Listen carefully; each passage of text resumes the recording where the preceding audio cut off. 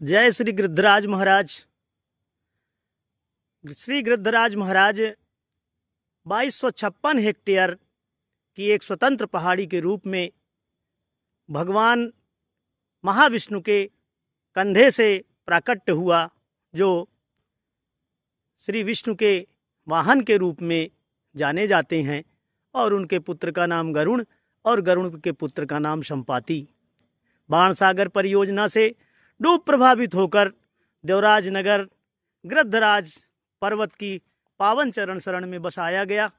आप देख रहे हैं हमारे यहाँ के घनश्यामन जो साक्षी हैं कि श्री शारदा जी मैहर से चलकर देवराज नगर आती थी, और गिद्धराज के इस शिखर पर माता रानी का केवल गुम्मज वाला भाग नहीं बना हुआ है, और ये बाणसागर का आप सामने जो देख रहे हैं मंदिर के बगल में बाणसागर का जलभराव दिख रहा है।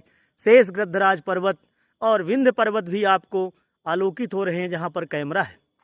आइए हम गिद्धराज पर्वत के इस पावन चरण शरण में भगवान राम के वनगमन काल में भगवान राम इसी रास्ते से होकर के मानसी गंगा में एक चतुर्मासा विश्राम करने के बाद और इसी रास्ते से गंगा सागर का आश्रय, गंगा सागर से नागभद्रा नदी का आश्रय लेते हुए भगवान राम, लक्ष्मण और सीता सोन नदी पहुँचे, जहां देवराज नगर के पास सोन और नागभद्रा का संगम था, और सोन के दक्षिणी किनारे का आश्रय लेकर के नरवार और बरौंधा होते हुए मार्कंडेय आश्रम पहुँचे।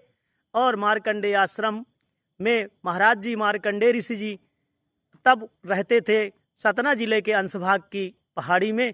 वहां पर आकर के एक रात्रि विश्राम करने के बाद भगवान आगे बढ़ गए।